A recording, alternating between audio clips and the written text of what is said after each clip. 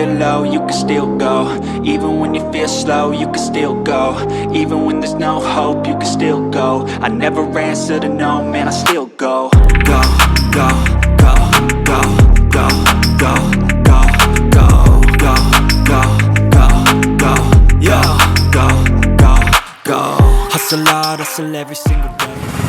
Kita mau ngobrol santai ya, ngobrol santai, kita bahas ATV 125 yang ada di depan saya ini. Nah, ATV 125cc ini menurut saya murah. Kenapa dibilang murah? Ini harganya kan di kisaran 13 juta, bisa kurang lah. Kenapa saya bilang murah? Karena kalau misalkan kita bikin dengan model seperti ini, itu nggak akan cukup duit 13 juta ya.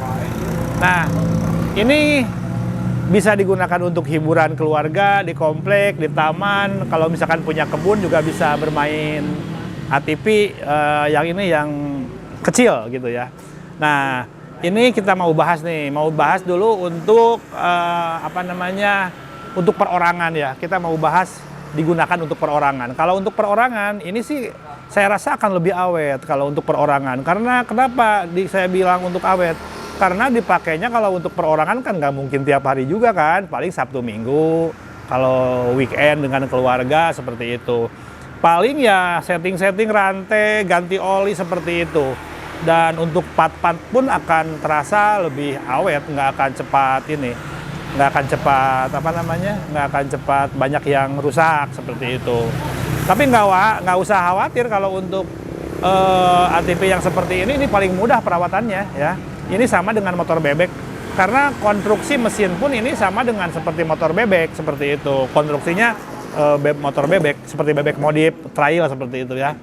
Nah ini, paling mungkin kalau dipakai di tanah itu akan lebih awet juga untuk ban. Tapi kalau dipakai di jalan coran atau di jalan aspal, batu itu bisa cepat habis juga, seperti itu ya.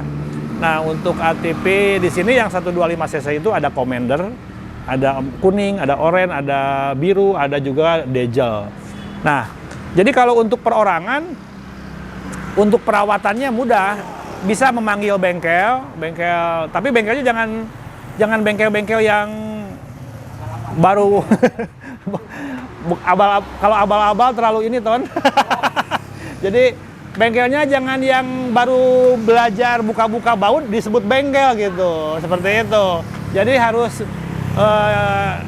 minta bantuan untuk servis ke bengkelnya yang udah jam terbangnya udah lama seperti itu, jadi nggak akan bikin pusing.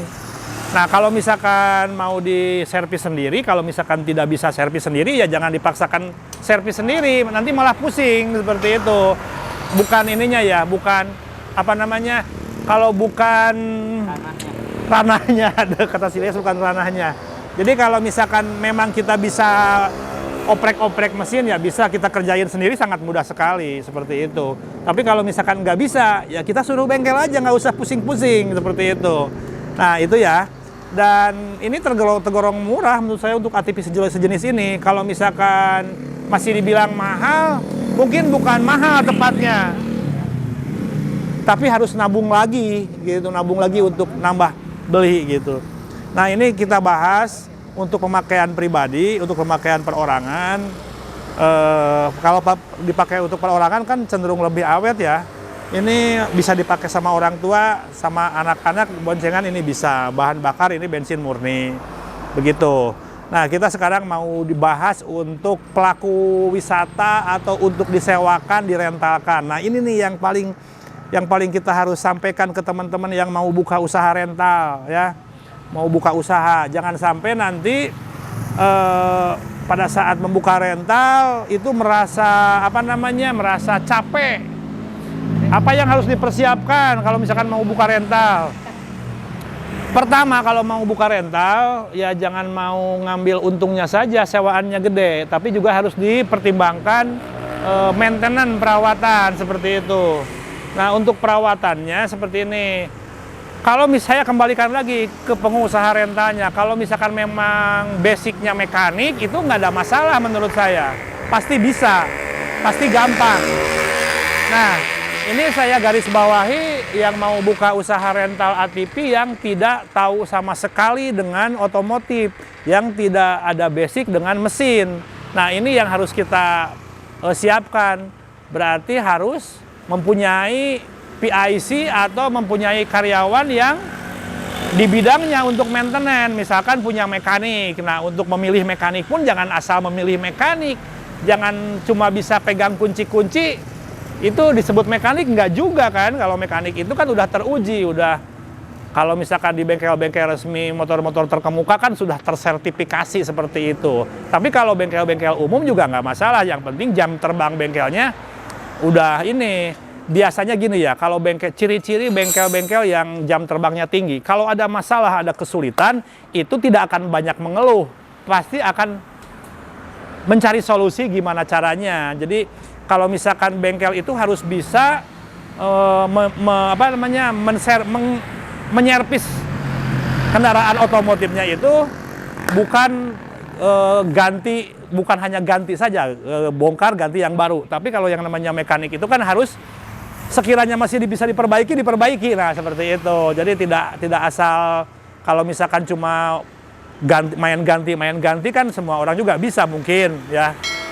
Bengkel-bengkel yang biasa pun bisa. Nah, jadi kalau untuk ATV ini kalau misalkan mau direntakan memang sangat menggiurkan. Ini 1 jam itu bisa di angka 100.000 biasanya di tempat-tempat wisata. Tapi kalau pengusaha-pengusaha rental yang sudah yang sudah memikirkan jangka panjangnya pasti punya mekanik. Punya mekanik di saat terjadi trouble, pasti ya yang namanya barang disewakan itu pasti ada trouble, nggak mungkin mulus terus, pasti ada kendala. Nah, ini yang harus diantisipasi. Jadi setiap usaha pun semuanya pasti ada, setiap usaha itu nanti pasti ada tantangan, ada rintangan. Jadi jangan berpikir manisnya aja. Jadi resikonya pun harus kita persiapkan, harus kita tanggulangi. Ada manajemen resikonya seperti itu ya. Nah, kita mau bahas sekarang untuk para pengusaha rental. Nah, untuk para pengusaha rental, nah ini kita misalkan mau buka rental, kita siapkan aja, jangan 1-2 nanggung, udah aja 5 atau 6 siapkan ATV-nya. Kalau udah ada unitnya 5 atau 6, beli ke kita pasti harganya juga lebih beda dengan harga satuan. Nah, kalau misalkan udah buka nih, udah ada unitnya, siapkan treknya. Kalau misalkan nggak ada treknya di tempat wisata, siapkan tempatnya yang rame dikunjungi banyak orang. Terus yang kedua, mungkin fasilitas keamanan juga harus diperhatikan.